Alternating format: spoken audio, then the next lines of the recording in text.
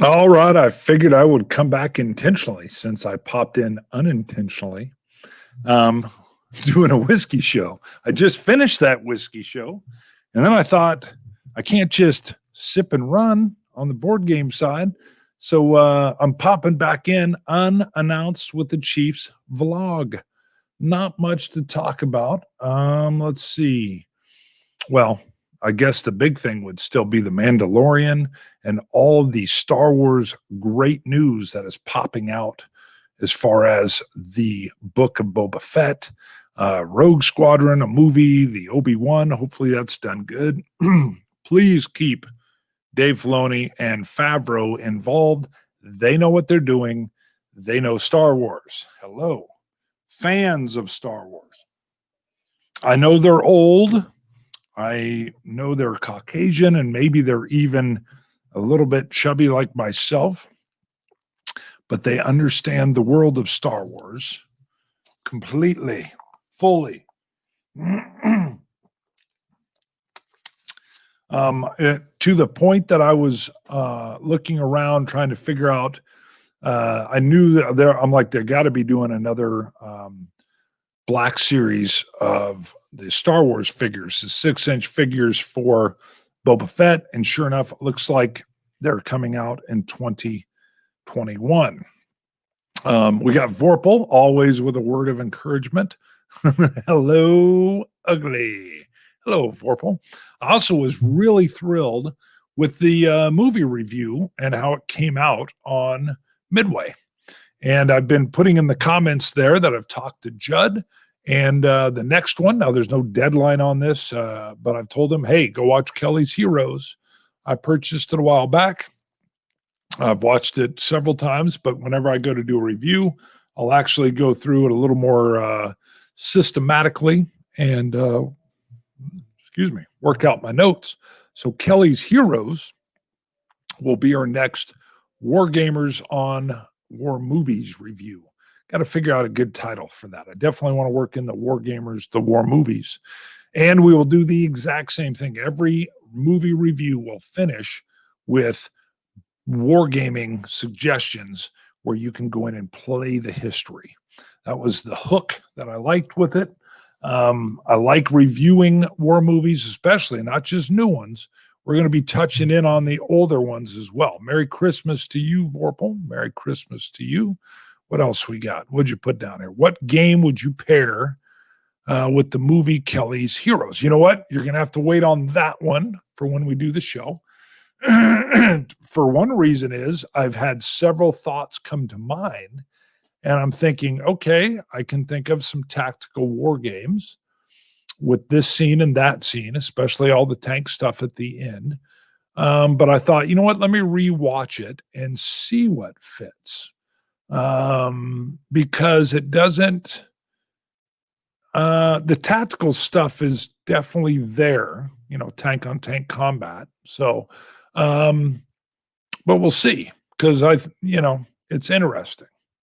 They're making a bulge, basically a deep push into the German lines. So, we will see. Sorry, I had whiskey and now my throat. If I mute it, hopefully you don't hear that.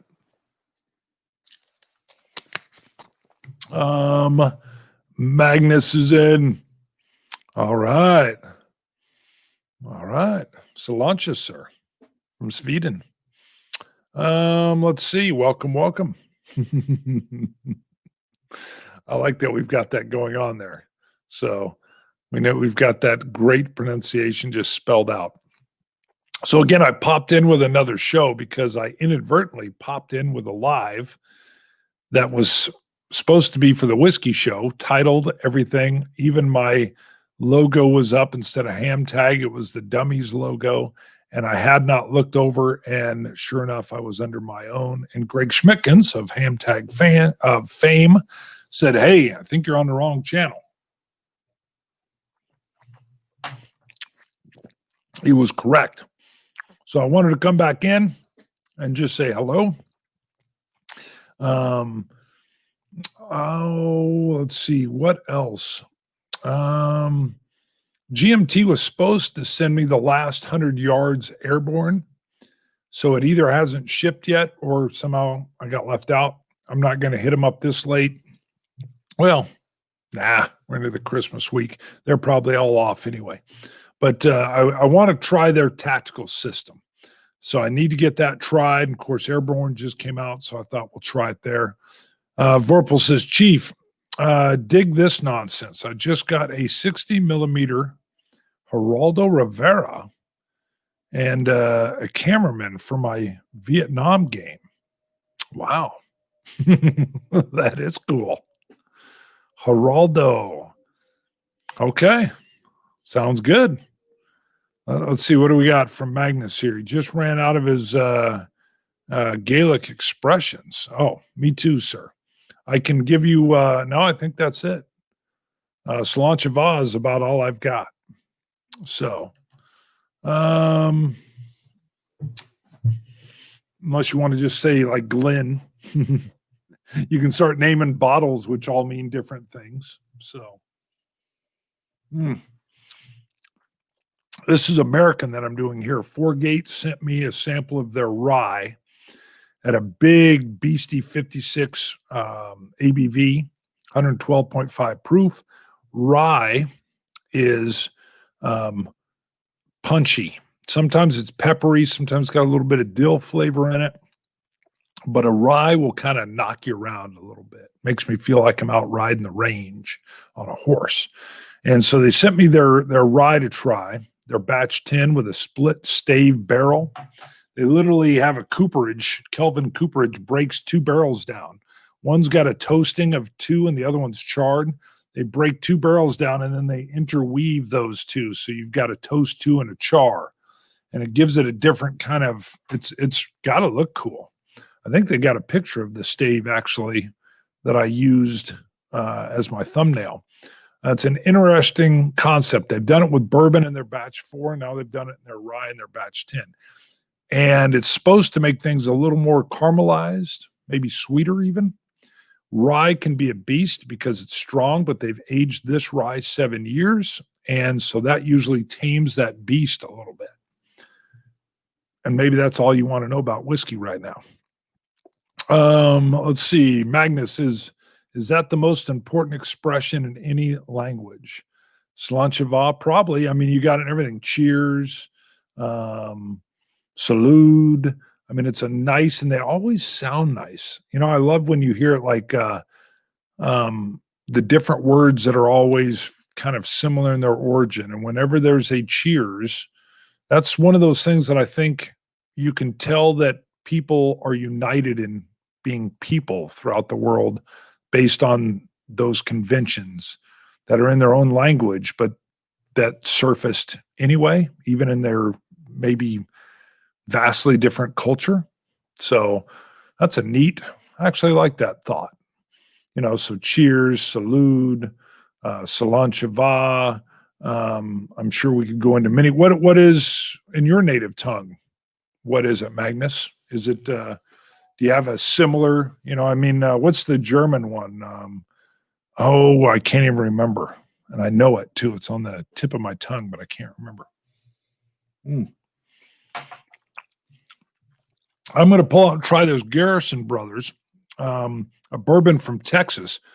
I call this their black top. It's their standard offering.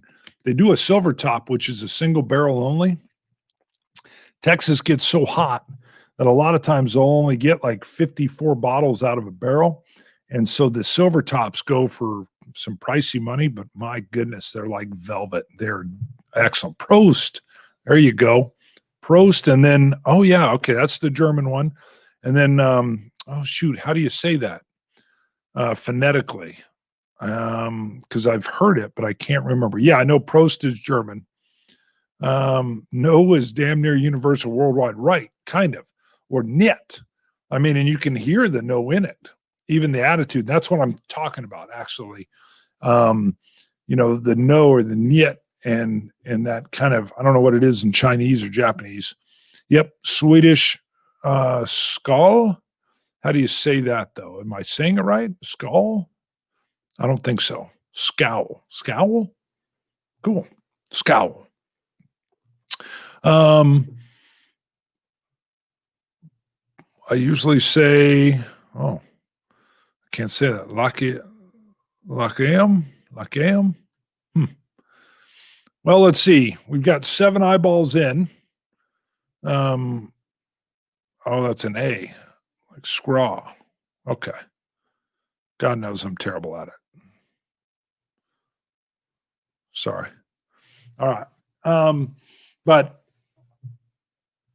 I've had all kinds of folks over, and you start pouring the whiskey and talking about it, and it just allows you to unite, share, have a good time. So one reason, close. Thank you. I'll keep missing it. One reason I like board games as well is board gaming allows a construct for you to have everyone gather around, and it takes over kind of those standard manipulations of the time, allowing some of the friendly interplay to happen ideally.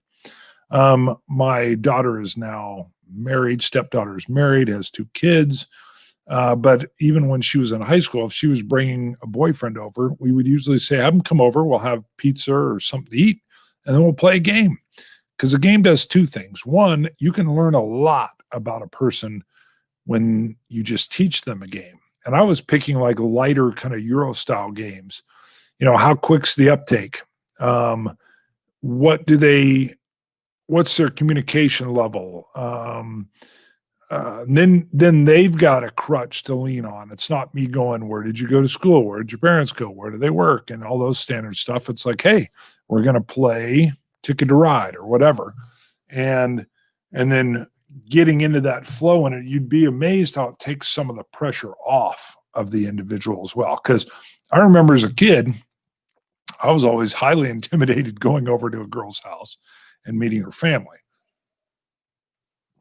And a lot of times the dads up the intimidation big time, making me even more uncomfortable. I remember that vividly. I thought the guy would like me because he was tall. No, he was very intimidating. I was petrified that whole date. Let's see. Von Holdinghausen. I guess many now know the Russian or something like that, don't know the spelling. Nazdarevaja. Did I even get close? Kampai. Am I saying that one right? So we are going to do a ham tag hiatus. That's good news. Judd's daughter's into some sports. He needs to do family time. Family's always first. I actually reached out to Trevor. Trevor Just is almost always tuning in. And I said, Trevor, I want to do some guest spots. Would you like to come on the show? And he said, yes. And I said, what kind of topic would you want to do? And he says, could we do something on games that you play with your kids? And I said, you betcha. That sounds great. So we're going to do that. It'll be after Christmas. And then I'll set a time. He and I are going to do some practice links and stuff. It's really easy with StreamYard. But anyone else that's interested, keep that in mind. I know some people have no interest to be on camera at all. That's fine. But while Judd is taking a break, I plan on continuing the show. I actually really, really enjoy putting out the ham tag versions and getting some diversity in there from all around the world would be great. One thing I even love about the Whiskey Show is for our Patreon supporters on the Whiskey Show, we do a Christmas card. It's always campy and funny and weird. And when I'm doing the envelopes and you see, heck, I had tons of cards going to Sweden and Belgium and the Netherlands and Norway and Germany and Great Britain and Canada and New Zealand, I think was the furthest. Nobody to Australia, but I love seeing that, that spread. What YouTube has done is shrink the world as far as I'm concerned. I mean, I literally have friends on the whiskey and board game side all over the world. And I've got people saying, hey, if you ever travel, If you ever come over, we've been to Scotland and Ireland, but hey, if you ever get over into Europe, let us know, or hey, we can link up, or play a game or whatever. And I just find that amazing. I mean, just look what the internet and YouTube has been able to do, and the connection with fans and people of like mind. Not that you want to just spend time with people of like mind, but the ability to connect. So there would be nothing I would like better. I've always wanted to go tour like the Ardennes and Belgium and things, and see some of the main World War II sites.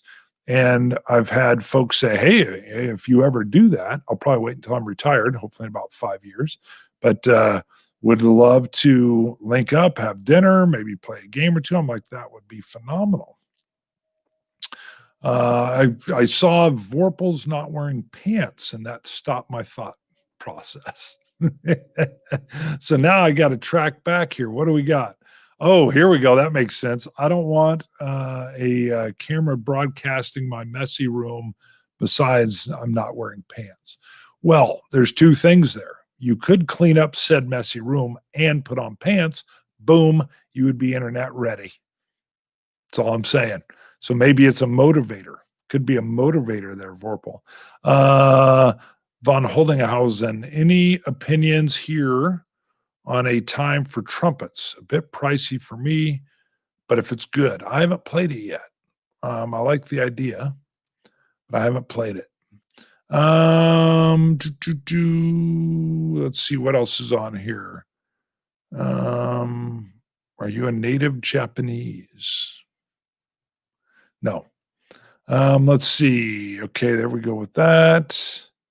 Not Kleiser. Sorry. That'll get way off track there. Let's see. We're back to Vorpal not wearing pants. Tim Gerritsen.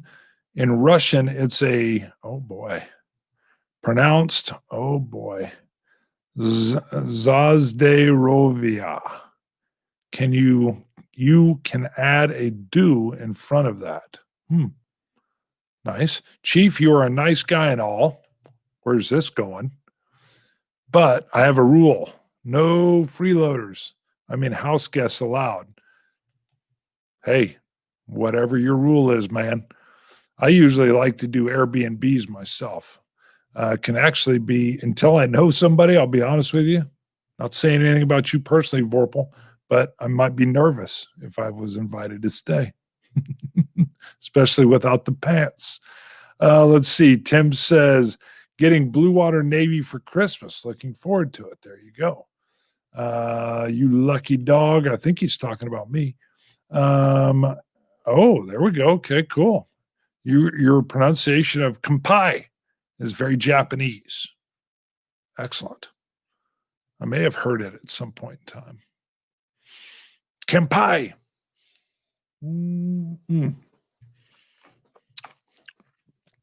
So, I won't stay on too much longer. That's 18 minutes and 40. I just felt the need to come back after popping in with a whiskey show on the wrong channel. I thought, let me go back because I'm getting ready. Just some inside whiskey for those that maybe don't care. I've got bottles over here. So I've got fans. Let me grab something that, okay. So I'll have fans that'll send sample bottles. This is one I've already done a little tasting thing with.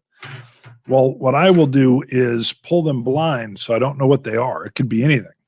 I've had brandies, Japanese whiskey, bourbons, American single malts, Scottish single malts. And then I try them. And so sometimes I make a fool of myself and I'll be, picking something as Scotch. Usually I'll get a Scotch right. And then I just break the flavors down. And then around Christmas time, I usually share how the year went, which is where I'm going to get into burning my yard. 2020 started off terrible. I lost control of fire. Didn't do any damage, but it was embarrassing. Kung Pao chicken is what I usually have. Kung Pao. Let's see. Tim says, Merry Christmas and Happy New Year to you and Judd and everyone. Thank you. Thank you, Tim. So, and then that got more Merry Christmases, come pie chicken. They have oh, now I can't even think of, they have a chicken that's spicy. What, the General's chicken. So I don't know about the Kampai chicken. But there it is. Let me try a little bit of Garrison Brothers and then we'll sign off. Again, if anybody has any questions, ideas.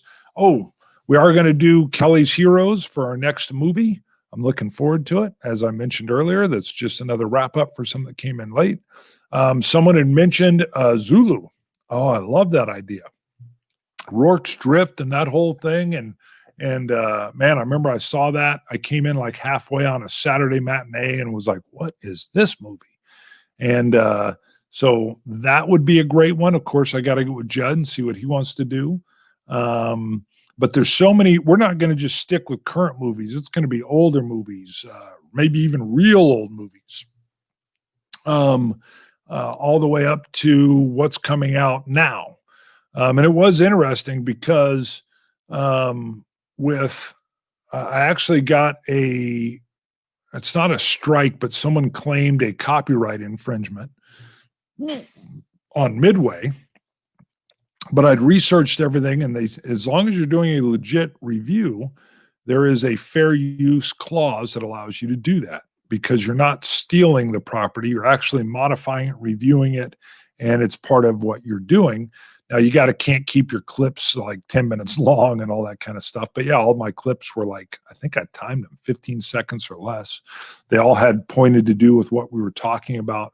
That all fits under fair use. So I kind of claimed back that it was fair use. Everything was demonetized. But I even thought, even if it gets demonetized, my overall goal from the movie idea was there's folks that I think would love the board games that love war movies.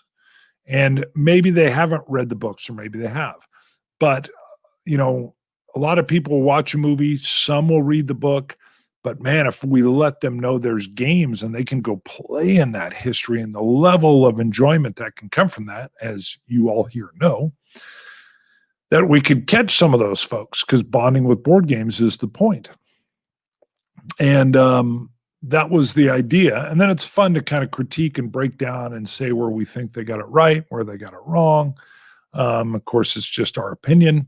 It's kind of the same with whiskey or board games. Somebody likes this kind of game, somebody doesn't. Somebody loves solitaire, somebody hates it. So I never get on anybody's likes or dislikes. So, but and then I told Judd, as long as you find it entertaining. And then I told him, by the way, the show will pay for your movies. Judd always likes a deal. So he's like, ooh, giddy up. So on that note, if you want to help the show, you can go to Patreon and look up Bonding with Board Games, and you can back for as little as $2. Come on, what's $2? There's the bag with 12 people on. Ooh, this Garrison Brothers is good. It's like velvety rich with a touch of maple syrup and brown sugar. Man, is that tasty. And a little bit of sagebrush fire. Texas just rocks the whiskey. And they can turn it out pretty quick because it's so warm that they can't age it for too long and they lose it all. Tim Gerritsen, +1 The Outpost on Netflix currently. Really?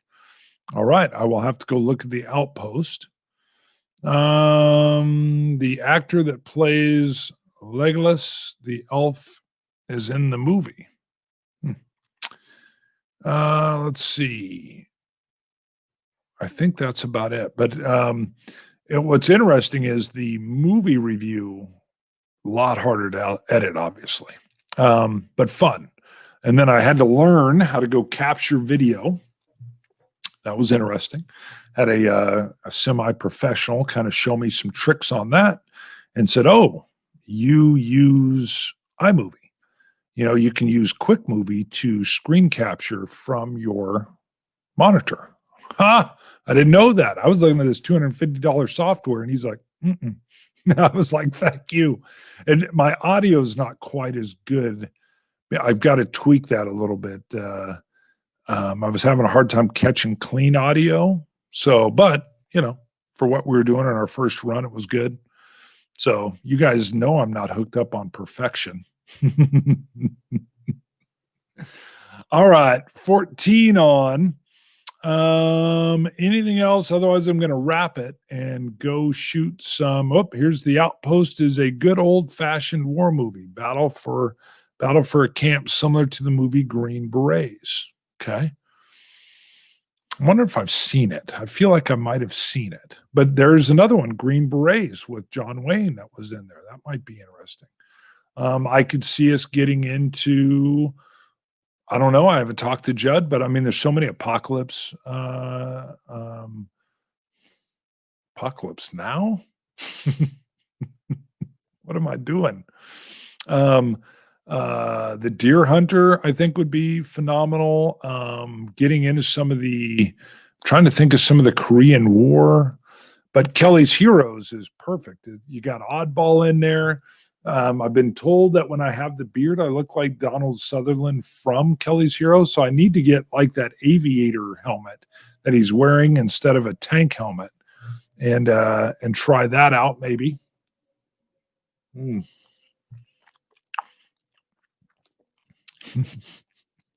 Sorry, I'm laughing at my own comments. All right, I'm going to shut her down. Thanks for tuning in. Sorry about my impromptu whiskey show that I came back to. Ooh, The Thin Red Line. There you go. That's a great movie. Always the negative waves, Moriarty. Yes, I know. That's why I was like, I got to do it. I love that. And all the history. Clint Eastwood wanted to make it. I guess the studio was kind of like, come on, we can't do a war movie. It's the Vietnam, everything's anti-war right now. And he said, what if I do it like a heist? It's a heist inside a war movie. And they were like, ooh. And then the opening scene where he's in the Willis Jeep, but it's got the cover and he's driving, or they're in traffic. I think they're in a traffic jam. And he's got the German officer next to him and they're in a German traffic jam. And I'm like, what a great use of, until Star Wars came along and broke the convention that the titles all got to be at the front. What a great use of showing all that and the tension and the questions that the viewer has. Sorry. See, you're hearing me get into it. That's just the opening credit scene.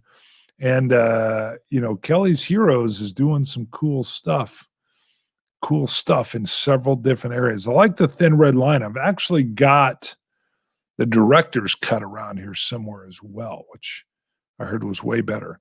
Would Atomic Blonde qualify as a war movie? Brian Smith asks. I haven't seen it, so maybe. There's Vorpal with his negative waves. I'm going to start saying that. Why the negative waves, Vorpal? Stay ugly. Merry Christmas, crew. So, Apocalypse Now. Serenity Now. Serenity Now. That's what that was.